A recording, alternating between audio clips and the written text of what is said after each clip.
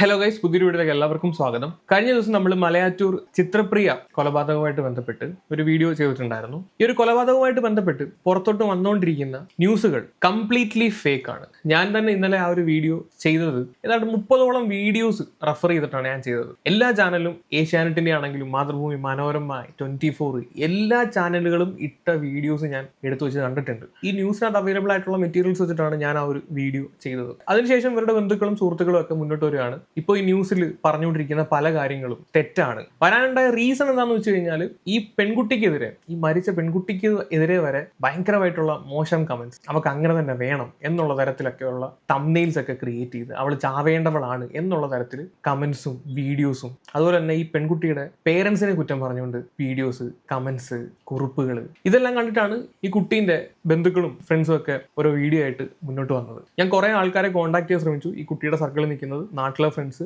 ഈ കുട്ടി പഠിച്ചുകൊണ്ടിരിക്കുന്ന ബാംഗ്ലൂരിലെ ഫ്രണ്ട്സ്, പിന്നെ ഇവരുടെ റിലേറ്റീവ്സ്. അപ്പം ഇവരിൽ നിന്നൊക്കെ മനസ്സിലാക്കിയിട്ടുള്ള ന്യൂസ് പറയാത്ത ഒരു നറേഷനാണ് നമ്മൾ ഈ ഒരു വീഡിയോയിൽ പറയുന്നത്. ഇവൻ കുടുങ്ങുമല്ല വേണ്ട, ഇവൻ ശരിക്കും പറഞ്ഞാൽ ചാവുകയാണ് വേണ്ടത്.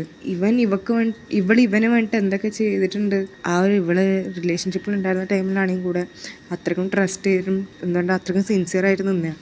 ഇവൻ വേറെ ഗേൾ ഫ്രണ്ടായിട്ട് പോയപ്പോഴാണ് ഇവൾ ആ റിലേഷൻ തന്നെ സ്റ്റോപ്പ് ചെയ്തത്. അത് കഴിഞ്ഞിട്ട് ഇവൻ ഇത്രയും വിളിച്ച് ശല്യപ്പെടുത്തിയിട്ടും എല്ലാ ടോർച്ചറും അനുഭവിച്ചുകൊണ്ടിരിക്കുകയായിരുന്നു. ഇവൻ്റെ കൂടെ ആരോ ഒരാൾ കൂടി ഉണ്ട് എന്നുള്ള കാര്യം ഉറപ്പാണ്. അല്ലാണ്ട് ഇവള് വാച്ച് അങ്ങനെ യൂസ് ചെയ്യുന്ന ടൈപ്പല്ല, വളരെ റെയർ ആയിട്ട് യൂസ് ചെയ്യുന്ന ഒരാളാണ്. വേറെ ഒന്നും ഇവൻ്റെ വാച്ചും അല്ല എന്നുള്ളത് ഇതിനകത്ത് കൺഫേം ആയിട്ടുണ്ട്. അപ്പോൾ വേറെ ആരും ഉണ്ട് ഇതിൻ്റെ അകത്ത്. പക്ഷെ അത് ആരാന്നുള്ള കാര്യം അത് ഇവൻ പറയണില്ല. ഇവൻ കുറ്റം ഫുള്ളായിട്ട് ഇവൻ എടുക്കണേ പോയിട്ട് ജയിലിൽ കിടക്കട്ടെ, അത്ര മാത്രമേ പറയാനുള്ളൂ. ജയിലിൽ കിടക്കുമല്ലോ, ഇവനെ തല്ലിക്കൊള്ളാം.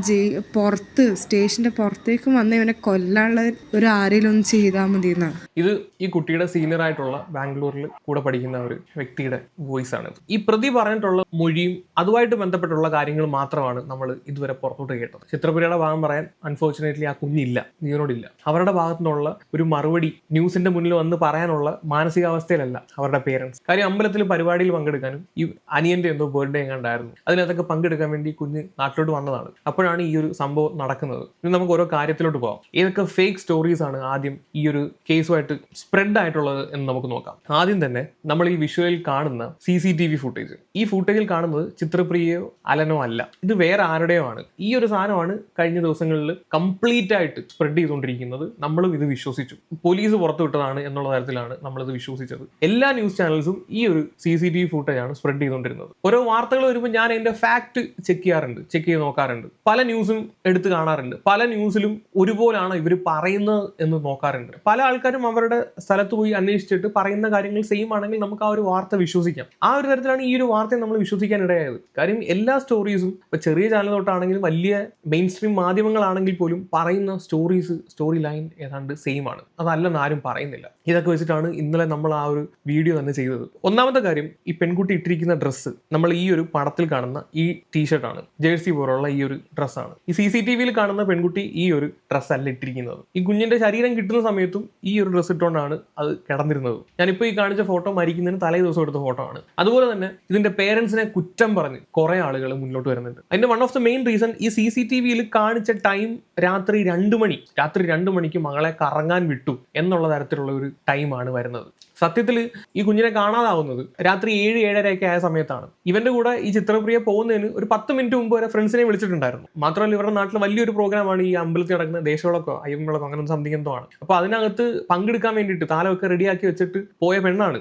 ഇപ്പൊ വരാമെന്ന് പറഞ്ഞിട്ടാണ് പോകുന്നത് തന്നെ. ഇവൻ എന്തൊക്കെയോ കള്ളം പറഞ്ഞ് കൊണ്ടുപോയി ചതിച്ച് ഇതിനെ കൊന്നതാണ്. അങ്ങനെ കുറെ നേരം കാണാതിരിക്കുമ്പോഴത്തേക്ക് വീട്ടുകാർ അന്വേഷിക്കുന്നു. അങ്ങനെ ഏതാണ്ട് ഒരു 10-11:30 ആയപ്പോഴത്തേക്ക് പോലീസിൽ ഇവർ കൊണ്ട് കംപ്ലൈന്റ് കൊടുക്കുകയാണ് വീട്ടുകാർ. അതേ ദിവസം തന്നെ 11 മണി വരെ വീട്ടുകാരായിട്ട് അന്വേഷിച്ചു. അത് കഴിഞ്ഞിട്ടാണ് കൊണ്ടുപോയി കംപ്ലൈന്റ് കൊടുക്കുന്നത്. ഈ പോലീസിന്റെ അടുത്ത് കംപ്ലൈന്റ് കൊടുത്ത സമയത്ത് പോലീസ് ആദ്യം ചോദിക്കുന്ന കാര്യം എന്തെങ്കിലും റിലേഷൻഷിപ്പ് ഉണ്ടായിരുന്നു ഉള്ളതാണ്. ഈ കൊച്ചിന്റെ റിലേഷൻഷിപ്പ് വീട്ടിൽ എല്ലാവർക്കും അറിയാവുന്ന കാര്യമാണ്. അപ്പോൾ റിലേഷൻഷിപ്പ് ഉണ്ടായിരുന്നു എന്ന് പറഞ്ഞപ്പോഴത്തേക്ക് പോലീസുകാരങ്ങ് കൺഫേം ചെയ്തു ഒളിച്ചോടിയതാണ്. വീട്ടുകാരെയും ഇത് പറഞ്ഞങ്ങ് വിശ്വസിപ്പിച്ചു. വലിയൊരു സീരിയസ് ഇൻവെസ്റ്റിഗേഷൻ ഒന്നും പിന്നെ പോലീസിന്റെ ഭാഗത്ത് വന്നിട്ടില്ല. അതിന്റെ one of the main reason, election ആയിരുന്നു തലേന്ന്. എല്ലാവരും ഇലക്ഷൻ ഡ്യൂട്ടിക്ക് പോയേക്കായിരുന്നു. അതുകൊണ്ട് ഈ ഒരു കാര്യം വലിയ സീരിയസ് ആയിട്ട് എടുത്തില്ല. അവർക്ക് വലിയ കുറെ കേസുകൾ വരുന്നതിനകത്ത് ഒരു കേസ്, അതും ഒളിച്ചോട്ടം കേസ്. ഈ ഒരു രീതിയിലാണ് എല്ലാവരും വിചാരിച്ചു വെച്ചിരുന്നത്. അങ്ങനെ ഒരു ദിവസം കഴിഞ്ഞു, 2 ദിവസം കഴിഞ്ഞു, ഇതിന്റെ വിവരമൊന്നുമില്ല. അന്നേരവും ഈ പേരൻസ് അന്വേഷിച്ചുകൊണ്ടിരിക്കുകയാണ്, അവരുടേതായിട്ടുള്ള രീതിയിൽ അന്വേഷിച്ചുകൊണ്ടിരിക്കുകയാണ്. പോലീസിന്റെ ഭാഗത്ത് വലിയൊരു ഇടപെടലുകളൊന്നുമില്ല, ഇൻവെസ്റ്റിഗേഷൻ ഒന്നുമില്ല. അവർ ഈ അലനെയൊക്കെ വിളിച്ച് ചോദ്യം ചെയ്യുകയും വിടുകയൊക്കെ ചെയ്യുന്നുണ്ട്. അപ്പൊ എനിക്ക് മനസ്സിലായത് ഇവർ തമ്മിൽ ബ്രേക്കപ്പ് ആയിട്ട് ഏതാണ്ട് 1 ഇയറോളമായി. 10ാം ക്ലാസ്സിൽ പഠിക്കുമ്പോഴാണ് ഈ ചിത്രപ്രിയയായിട്ട് അലൻ റിലേഷൻഷിപ്പിലാവുന്നത്. ചിത്രപ്രിയയ്ക്ക് 18 വയസ്സ് മാത്രമേ പ്രായമുള്ളൂ. ന്യൂസിലൊക്കെ പറയുന്നത് 19 വയസ്സാണെന്നാണ്. ഈ കഴിഞ്ഞ സെപ്റ്റംബറിലായിരുന്നു ആ കുഞ്ഞിന്റെ ബർത്ത്ഡേ. ഇവന് 21 വയസ്സ് സംതിങ് എന്തോ ഉണ്ട്. അങ്ങനെ ഈ കൊച്ചു 10ാം ക്ലാസ്സിൽ പഠിക്കുന്ന സമയത്താണ് റിലേഷൻഷിപ്പ് ആവുന്നതും. ഏതാണ്ട് 3 കൊല്ലത്തോളം ഈ ഒരു റിലേഷൻഷിപ്പ് നീണ്ടു നിന്നു. ഇവന്റെ കയ്യിലിരിപ്പ് കാരണമാണ് എന്നിട്ട് ഇത് ബ്രേക്കപ്പ് ആവുന്നത്. ഇവന് വേറൊരു പെണ്ണുമായിട്ട് അഫെയർ. അങ്ങനെ ഇത് ബ്രേക്കപ്പ് ആവുന്നു. ഈ കൊച്ചിന്റെ ഒരു സ്വഭാവം എന്താന്ന് വെച്ച് കഴിഞ്ഞാൽ ആര് പറഞ്ഞാലും അവൻ വിശ്വസിക്കും, പെട്ടെന്ന് കൺവിൻസ് ആവുന്ന ടൈപ്പാണ്. ഇവന് വേറൊരു പെണ്ണുമായിട്ട് അഫെയർ ഉണ്ടായിരുന്നിട്ട് പോലും ഇവൻ കുറെ കള്ളം പറഞ്ഞ് ഇതിനെ കൺവിൻസ് ചെയ്ത് പിന്നെയും റിലേഷൻഷിപ്പായി, പിന്നെയും ഇവനെ പൊക്കി, എന്നിട്ട് പിന്നെയും ബ്രേക്കപ്പ് ആയി. അങ്ങനെ കുറെ സംഭവങ്ങൾ ഇതിന്റെ ഇടയിൽ നടന്നു. അങ്ങനെ ഇവർ തമ്മിൽ ബ്രേക്കപ്പ് ആയിട്ട് ഓൾമോസ്റ്റ് 1 ഇയർ ആയി. ബ്രേക്കപ്പ് ആയതിനു ശേഷമാണ് ഈ കുട്ടി ബാംഗ്ലൂരിൽ ഏവിയേഷൻ പഠിക്കാൻ വേണ്ടി പോകുന്നത്. അവിടെ ചെന്നിട്ട് ഇവൻ ഈ കുട്ടിയെ വിട്ടില്ല. ഇവൻ നിരന്തരമായിട്ട് ഭീഷണി കോൾസും ഫോൺ വിളിച്ച് അങ്ങ് ശല്യം ചെയ്യുകയാണ്. ഇതുമായിട്ട് ബന്ധപ്പെട്ട് എൻ്റെ ഒരു ഫ്രണ്ട് പറയുന്ന വോയിസ് ചെയ്യാൻ വെക്കാം. ഞങ്ങളെല്ലാവരും അത് ഇവിടുന്ന് എന്താ പറയണ്ട, ഈ ഇവിടെ മിസ്സിങ് ആയ ടൈം തൊട്ട് നമ്മൾ പറയുന്നുണ്ട്. നമുക്കെല്ലാവർക്കും ഇവിടുന്ന് ഡൗട്ടുള്ളത് അലന്നെ മാത്രമാണ്. കാരണം അല്ലാണ്ട് നാട്ടിൽ വേറെ ഒരാളെ കുറിച്ച് ഇവിടെ വന്ന തോരാതെ സംസാരിക്കണതെല്ലാം എന്താ പറയണ്ടേ, നമ്മളടുക്ക് സംസാരിക്കണ ഒരു കുട്ടിയാണ്. അപ്പോൾ എന്തുണ്ടെങ്കിലും നമ്മളടുക്ക് വന്ന് പറയും. അപ്പോൾ നമ്മൾക്ക് വന്ന് പറയാറുണ്ട്, ചേച്ചി ഇങ്ങനെ ഈ അലൻ വന്നിട്ട് മെസ്സേജ് അയച്ച് ശല്യപ്പെടുത്തുകയെന്നാണ് പറയാറ്, ടോർച്ചർ ചെയ്യുന്നുണ്ട് വല്ലാണ്ട്, അങ്ങനത്തെ രീതിയിലാണ് സംസാരിക്കണ്ടായിരുന്നത്. ഇവന്റെ ഇങ്ങനെയുള്ള നിരന്തരമായിട്ടുള്ള ശല്യം, നീ പെൺകൊച്ചിനെ കിട്ടിയില്ലെങ്കിലും ഫോൺ വിളിച്ച് കിട്ടിയില്ലെങ്കിലും ഇവിടെ ഫ്രണ്ട്സിനെ വരെ വിളിച്ച് ഇവൻ ശല്യം ചെയ്യുന്ന ഒരു ടൈപ്പായിരുന്നു. ഈ അലൻ എന്ന് പറഞ്ഞ കൊച്ചു ഒരു പ്രാവശ്യം എന്നെ വിളിച്ചിട്ടുണ്ടായിരുന്നു. ഒരു ടൈമിൽ എന്താ പറയുക, ഇവിടെ വിളിച്ചിട്ട് കിട്ടാനിട്ട് എൻ്റെ റൂംമേറ്റിൻ്റെ നമ്പറും ചോദിച്ചിട്ട് വിളിച്ചിട്ടുണ്ടായിരുന്നു. കാരണം ആ ടൈമിൽ ഇവിടെ ഉണ്ടായിരുന്നില്ല. അന്നേരം എന്നെ വിളിച്ചിട്ട് അവരെ വിളിക്കാൻ വേണ്ടിയിട്ട് അവരുടെ നമ്പർ വാങ്ങിച്ചിട്ട് പോയേക്കുമായിരുന്നു. എന്നിട്ട് വിളിച്ചിട്ട് ചോദിച്ചു, അക്കു ഇവിടെ ഉണ്ടോ, നമ്മൾ അക്കു എന്ന് വിളിക്കണേ. അപ്പോൾ അവളുണ്ടോ ചോദിച്ചിട്ടുണ്ടായിരുന്നു. അപ്പോൾ എന്നിട്ട് അവൾ ആ ടൈമിൽ ജിമ്മിലെക്കാനും പോയേക്കുമായിരുന്നു അവള്. അന്നേരം എന്നിട്ട് അവൾ ജിമ്മ് കഴിഞ്ഞാൽ ഡയറക്റ്റ് നമ്മളുടെ റൂമിലേക്കാണ് വരണേ. അപ്പോൾ അന്നേരം പറഞ്ഞു ഇങ്ങനെ വിളിച്ചിട്ടുണ്ടായിരുന്നു. അന്നേരം ഇവള് തന്നെ അവനെ വിളിച്ച് കുറേ ചീത്ത പറഞ്ഞിട്ടുണ്ടായിരുന്നു, എന്തിനാ വിളിച്ചിരുന്നെല്ലാം ചോദിച്ചിട്ട്. ഇതിനുശേഷം ഇവന്റെ ശല്യം ഭയങ്കരമായിട്ട് കൂടുകയാണ്. അങ്ങനെ ഒരു ദിവസം ഈ അക്കു എന്നാണ് ചിത്രപ്രിയ വിളിക്കുന്ന പേര്, അക്കുവിന്റെ ഒരു സീനിയറിനെ കൊണ്ട് ഇവനെ ഓൺ ചെയ്യിപ്പിക്കുകയാണ്, ഇനി മേലെ ഇങ്ങോട്ട് വിളിപ്പിക്കരുത് എന്ന് പറഞ്ഞിട്ട്. മാത്രമല്ല ഇവൻ കൊടുത്തേക്കുന്ന മൊഴി എന്താന്ന് പറഞ്ഞു കഴിഞ്ഞാൽ ഈ പെൺകുട്ടിക്ക് വേറെ അഫെയറും കാര്യങ്ങളൊക്കെ ഉണ്ട് ബാംഗ്ലൂരിൽ ചെന്നതിന് ശേഷം, അതിന്റെ പ്രകോപനം കാരണമാണ് കൊന്നത് എന്നുള്ള തരത്തിലൊക്കെയാണ് ഇവൻ കൊടുത്തേക്കുന്ന മൊഴി. ഞാൻ ഇവരുടെ ഫ്രണ്ട്സുമായിട്ട് സംസാരിച്ച സമയത്ത് എനിക്ക് മനസ്സിലായത് ഈ അക്കുവിന് അങ്ങനെ യാതൊരു അഫെയർ ഒന്നുമില്ല അവിടെ. ഇവക്ക് ബാംഗ്ലൂർ വന്നിട്ട് ഒരൊറ്റ റിലേഷൻഷിപ്പ് ഉണ്ടായിരുന്നില്ല. ഇവിടെ വന്നിട്ടാണെങ്കിലും പറഞ്ഞുകൊണ്ടിരുന്ന അലൻ ഇവക്ക് നമ്മൾ ചോദിച്ചിട്ടുണ്ടായിരുന്നു ബോയ് ഫ്രണ്ട് ഉണ്ടോ ചോദിച്ചിട്ടുണ്ടായിരുന്നപ്പോൾ പറഞ്ഞു ഉണ്ടായിരുന്നു ചേച്ചി, മുന്നേ ഒരു റിലേഷൻഷിപ്പ് ഉണ്ടായിരുന്നു, ഇവൻ്റെ പേര് തന്നെയാണ് പറഞ്ഞിട്ടുണ്ടായിരുന്നു. അല്ലാണ്ട് ഇവക്ക് ഇവിടെ വന്നിട്ട് ഒരു എക്സ്ട്രാ ഒരു ബോയ് ഫ്രണ്ടോ ഒന്നും ഉണ്ടായിരുന്നില്ല. കേട്ടല്ലോ, കൂടുള്ള ആളുകളാണ് പറയുന്നത് ഒരു ബോയ് ഫ്രണ്ട് ബാംഗ്ലൂരിൽ പോലും പെൺകുച്ചിന് ഉണ്ടായിരുന്നില്ല. ഇതുകൂടാതെ വേറൊരു സീരിയസ് അലിഗേഷൻ എന്താണെന്ന് വെച്ച് കഴിഞ്ഞാൽ ഈ പെൺകുട്ടീൻ്റെ ഫോട്ടോ എന്തോ എൻ്റെ കയ്യിലുണ്ടെന്നും അത് കാണിച്ചിട്ട് ബ്ലാക്ക് മെയിൽ ചെയ്യാൻ വരെ ഇവൻ ശ്രമിച്ചിട്ടുണ്ടായിരുന്നു എന്നാണ് ഈ പിള്ളേർ എൻ്റെ അടുത്ത് പറഞ്ഞത്. മേ ബി ഈ പെൺകുട്ടിയെ കൂട്ടിക്കൊണ്ട് പോകുന്ന ആ ഒരു ദിവസവും ഇവൻ ഇതുപോലെ എന്തെങ്കിലും കാണിച്ച് ബ്ലാക്ക് മെയിൽ ചെയ്തിട്ടായിരിക്കണം വണ്ടി കയറ്റി കൊണ്ടുപോയത്. മനഃപൂർവ്വം കൊല്ലാൻ വേണ്ടിയിട്ടാണ് കൊണ്ടുപോയത് തന്നെ. അന്ന് ഇവള് മിസ്സാവണേൻ്റെ ഒരു അരമണിക്കൂർ മുന്നേ നമ്മളുടെ റൂംമേറ്റിനെ വിളിച്ചിട്ടുണ്ടായിരുന്നു. അപ്പോൾ അത്രയും നേരം എല്ലാ കാര്യങ്ങളും നമ്മളടുത്ത് ഷെയർ ചെയ്യണ ഒരു കുട്ടിയാണ്. അപ്പോൾ അത്രയും നേരം അവൻ്റെ കൂടെ പോകണം എന്നുള്ളൊരു പ്ലാൻ്റെ അകത്തേ ഉണ്ടായിരുന്നില്ല ആ കുട്ടിക്ക്. അപ്പോൾ പെട്ടെന്ന് എന്തോ അവൻ പറഞ്ഞിട്ടാണ് അവൾ അന്ന് അവിടുന്ന് പോയിട്ടുണ്ടായിരുന്നത്. അവളുടെ അമ്മ ഞാൻ പറയാമല്ലോ ഇവിടുന്ന് നാട്ടിലേക്ക് പോയത് അവിടെ ഉത്സവവും പിന്നെ അവളുടെ ഒരു അനിയൻ്റെ ബർത്ത്ഡേൻ്റെ അല്ല ഫംഗ്ഷൻ്റെ ഒരു ഇതിനകത്ത് പോയതാണ്. അപ്പോൾ അത്രയും നേരം എന്താ പറയണ്ടേ, നമ്മളാണ് ഇവിടുന്ന് കയറ്റി വിട്ടത് നാട്ടിലേക്ക്. അപ്പോൾ ഇവളിപ്പോൾ അങ്ങനെ ഇവനായിട്ട് അലൻ പറഞ്ഞല്ലോ, അതെന്ന് പറയുന്നത് ഇവളുടെ എക്സാ. ആ എക്സ് എന്തോ വിളിച്ചിട്ട് പറഞ്ഞുകൊണ്ട് മാത്രമാണ് അവൾ പോയേക്കണത്. ഇവള് മിസ്സാവണേൻ്റെ അരമണിക്കൂർ മുന്നേ ഇവിടുന്ന് റൂംമേറ്റിനെ വിളിച്ചിട്ടുണ്ടായിരുന്നു. ഇവളുടെ അമ്മേനെ വിളിച്ചിട്ട് പറയണ്ടേ അമ്മ ഇതെങ്ങനെ വീടെത്താറായി എന്ന് പറഞ്ഞിട്ടാണ് പോയിട്ടുണ്ടായിരുന്നത്.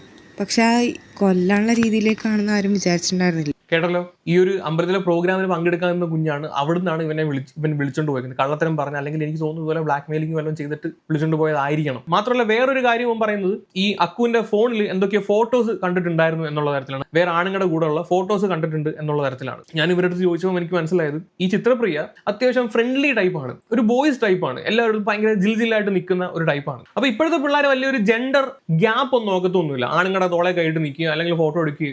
പണ്ടുള്ള തലമുറയായിരുന്നു അങ്ങനെയൊക്കെ പിള്ളേരൊക്കെ അയ്യോ ചെയ്യാൻ പാടില്ല എന്നുള്ളത്. ഇപ്പോഴത്തെ പിള്ളേരുടെ ഇടയിൽ ഒരു ജെൻഡർ ഗ്യാപ്പ് ഭയങ്കര കുറവാണ്. അപ്പം കൂടെയുള്ള ആൺ സുഹൃത്തുക്കളുടെ കൂടെ ഇരിക്കുന്ന ഫോട്ടോസ് ഒക്കെ കണ്ടിട്ടുണ്ടാവണം. ഇത് കണ്ടിട്ടായിരിക്കണം ഇന്ന് ആറി തെറ്റിദ്ധരിച്ചത്. ഇവന് പിന്നെയും പൊസസീവ്നെസ് ഇറങ്ങി സംശയം ഉണ്ടായത്. അപ്പോഴൊരു കാര്യം നിങ്ങൾ ആലോചിക്കണം, ഇവനുമായിട്ട് സ്റ്റിൽ റിലേഷൻഷിപ്പിൽ ഇല്ല. അന്നേരം ഇവൻ ഈ പൊസസീവ്നെസ് ഉണ്ടാവേണ്ട ആവശ്യമില്ല. മാത്രമല്ല ഇവന്റെ കയ്യിരിപ്പ് കാരണമാണ് ഈ ഒരു ബ്രേക്കപ്പ് തന്നെ ഉണ്ടായത്. പക്ഷെ നമുക്ക് എല്ലാവർക്കും ഉറപ്പുണ്ടാക്കൂ അങ്ങനത്തെ ഒരു മണ്ടത്തരം ചെയ്യില്ല. അവളെന്ന് പറയുമ്പം ഫുള്ളും ഒരു ബോയ്സ് ടൈപ്പ് ആയിരുന്നു. കാരണം അവളുടെ ഡ്രസ്സിങ് സെൻസ് ആണെങ്കിലും എല്ലാം അങ്ങനത്തെ ഇതാണ്. അപ്പോൾ അവൾ അത്രയും സ്ട്രോങ് ആയിട്ടുള്ളൊരു കൊച്ച് ഒരിക്കലും ആ ഒരു കടുങ്കൈ ചെയ്യില്ല.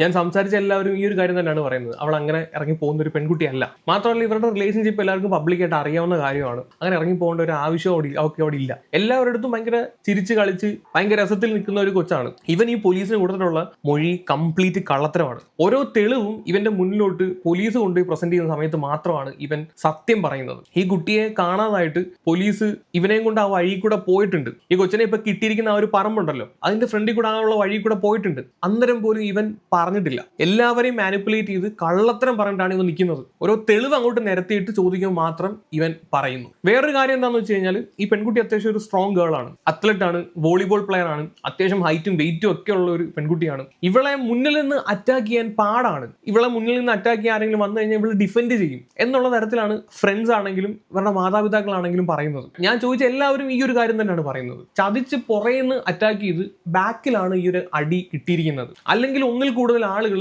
ഈ ഒരു കൃത്യത്തിന്റെ പിന്നിൽ ഉണ്ടായിരുന്നു എന്നുള്ള ഒരു സംശയം ഇവർക്കുണ്ട്. ആ സംശയം തോന്നാനുള്ള റീസൺ എന്താണെന്ന് വെച്ച് കഴിഞ്ഞാൽ ഈ ഒരു ക്രൈം സ്പോട്ടിൽ നിന്ന് ഒരു വാച്ച് കിട്ടിയിട്ടുണ്ട്. ഈ വാച്ച് ഈ പെൺകുട്ടീൻ്റെയും അല്ല, ഈ അലന്റെയും അല്ല, പിന്നെ വേറെ ആരുടെയാണ് എന്നുള്ള ഒരു ചോദ്യമുണ്ട്. രണ്ടാമത്തെ കാര്യം, ഈ ബോഡി കിട്ടിയിരിക്കുന്ന സ്ഥലം അതൊരു ഒഴിഞ്ഞ പറമ്പാണെങ്കിൽ പോലും ആളുകൾക്ക് കാണാൻ പറ്റുന്ന സ്ഥലമാണ്. അങ്ങനെ കാണായികയൊന്നുമില്ല. ഈ കുട്ടിയെ സെർച്ച് ചെയ്ത് ഇവർ ആദ്യം പോയ സമയത്ത് ഇവരെ ഈ ഗൂഗിൾ ഫൈൻഡ് വെച്ചിട്ട് ഈ ഫോണിന്റെ ലൊക്കേഷനും കാര്യങ്ങളൊക്കെ എടുത്തിട്ടുണ്ടായിരുന്നു. അങ്ങനെ ഈ ഒരു റീജിയൻ സെർച്ച് ചെയ്തിട്ടുണ്ടായിരുന്നു. ആ എക്സാക്ട് പൊസിഷൻ സെർച്ച് ചെയ്തിട്ടുണ്ടായിരുന്നില്ലെങ്കിൽ പോലും ആ ഒരു റീജിയൻ ഇവർ സെർച്ച് ചെയ്തിട്ടുണ്ടായിരുന്നു. അന്നേരം ഒന്നും ഇങ്ങനെ ഒരു ബോഡി അവിടെ കിടക്കുന്നതായിട്ടോ ഒന്നും ആരുടെയും കണ്ണി പെട്ടിട്ടില്ല. അപ്പൊ ഇവരുടെ ഒരു സംശയം എന്താണെന്ന് വെച്ച് കഴിഞ്ഞാൽ ഇതിനി വേറെ എവിടെങ്കിലും കൊണ്ടുവച്ചിട്ട് ഇങ്ങനെ ഒരു കൃത്യം നടത്തിയിട്ട് പിന്നീട് ഇവിടെ കൊണ്ടുവന്ന് ഡംപ് ചെയ്തതാണോ എന്നുള്ള ഒരു സംഭവം ഉണ്ട്. അന്നേരം അതിൽ ഒന്നിൽ കൂടുതൽ ആളുകൾ എന്റെ ഫ്രണ്ട്സ് ഒക്കെ പെട്ടിട്ടുണ്ടാവുമോ എന്നുള്ള ഒരു സംശയവും എല്ലാവർക്കും ഉണ്ട്. എന്താണെങ്കിലും തലയിൽ കിട്ടിയിരിക്കുന്ന ആ ഒരു ഹിറ്റാണ് മരണകാരണം. സോ ബാക്കി കാര്യങ്ങൾ പോലീസ് കണ്ടുപിടിക്കേണ്ടതാണ്. ഇവരുടെ ഈ ഒരു അനാസ്ഥ ഇതിനകത്ത് നല്ല രീതിയിൽ മുഴച്ചു നിൽക്കുന്നുണ്ട് പോലീസിന്. എടുത്തു പറയാതിരിക്കാൻ പറ്റുന്നില്ല. അല്ലെങ്കിൽ അറ്റ്ലീസ്റ്റ് ഒരു ദിവസമെങ്കിലും മുൻപ് ഈ പെൺകുച്ചിനെ കണ്ടുപിടിക്കായിരുന്നു. ഇതിപ്പം കിട്ടിയ സമയത്ത് കംപ്ലീറ്റ്ലി ഡീകമ്പോസ്ഡ് ആയിട്ടുള്ള പുഴുവരിച്ച അവസ്ഥയിലായിരുന്നു എന്നാണ് സുഹൃത്തുക്കൾ പറഞ്ഞത്. പുഴുവരിച്ച അവസ്ഥ, ബോഡി കംപ്ലീറ്റ്ലി അങ്ങ് വീങ്ങി കാലൊക്കെ ഒരുമാതിരി മഞ്ഞിച്ച് ആ തരത്തിലുള്ള ഒരു അവസ്ഥയിലായിരുന്നു ഇതിന്റെ ബോഡി തന്നെ കിട്ടും. ആ വീട്ടുകാർക്ക് ഒന്ന് കാണാനുള്ള അവസരം പോലും കിട്ടിയില്ല. 3-4 ദിവസം കഴിഞ്ഞിട്ടല്ലേ കിട്ടുന്നത്. അഴുകി തുടങ്ങിയിട്ടുണ്ടായിരുന്നു. ഈ പോലീസുകാർക്ക് ഫോണിന്റെ ടവർ ലൊക്കേഷൻ പ്രോപ്പർ ആയിട്ട് മോണിറ്റർ ചെയ്യാൻ പറ്റിയിരുന്നെങ്കിൽ അത് കണ്ടുപിടിക്കാമായിരുന്നു. കാര്യം എന്ന് പറഞ്ഞു കഴിഞ്ഞാൽ ഈ ബോഡി കടന്നതിന്റെ തൊട്ടടുത്ത് നിന്ന് തന്നെയാണ് ഫോണും റിക്കവർ ചെയ്തെടുത്തേക്കുന്നത്. ഇതിനകത്തൊക്കെ ഒരുപാട് ദുരൂഹതകളുണ്ട്. കാര്യം എന്ന് പറഞ്ഞു കഴിഞ്ഞാൽ ഇവർ ഈ ഒരു ഗൂഗിൾ ഫൈൻഡിൽ വെച്ചിട്ട് നമുക്ക് ലൊക്കേഷൻ, ഫോണിന്റെ ലൊക്കേഷൻ ട്രേസ് ചെയ്യാൻ പറ്റും. അങ്ങനെ നോക്കിയ സമയത്ത് അതൊന്നും പോലീസുകാരല്ല നോക്കുന്നത്, ഇവർ ഈ പെൺകുട്ടിയുടെ വീട്ടുകാരാണ് ഇതൊക്കെ നോക്കുന്നത്. അങ്ങനെ ഒരു നോക്കുന്ന സമയത്ത് ഈ ലൊക്കേഷൻ ഇങ്ങനെ ചേഞ്ച് ആയി പോകുന്നത് കണ്ടിട്ടുണ്ടായിരുന്നു. അപ്പോൾ ഇവൻ ഈ പെൺകുട്ടീന്റെ ഫോൺ ആദ്യം ഇവൻ കൈക്കലാക്കി ഇവരെ കൺഫ്യൂസ് ചെയ്യാൻ വേണ്ടി അങ്ങോട്ടും ഇങ്ങോട്ടും ഈ ഫോണുമായിട്ട് ട്രാവൽ ചെയ്യുന്നോ അല്ലെങ്കിൽ വേറെ എവിടെന്നെങ്കിലും കൊന്നിട്ട് ഇവിടെ ഇങ്ങോട്ട് കൊണ്ടിട്ടതാണെന്നോ ഒക്കെ ഉള്ള ഡൗട്ട് ഇങ്ങനെ കിടക്കുകയാണ്. സോ ഇത്രയും കാര്യങ്ങളാണ് ഈ ഒരു കേസുമായിട്ട് ബന്ധപ്പെട്ട് എനിക്ക് മനസ്സിലാക്കാൻ പറ്റിയത്. സോ എന്താണ് ഗൈസ് നിങ്ങളുടെ ഒപ്പീനിയൻ? താഴെ ഒന്ന് കമന്റ് ചെയ്യുക. കൂടുതലൊന്നും പറയുന്നില്ല. വേറെ വീഡിയോയുടെ വരാം. അപ്പോൾ ശരി.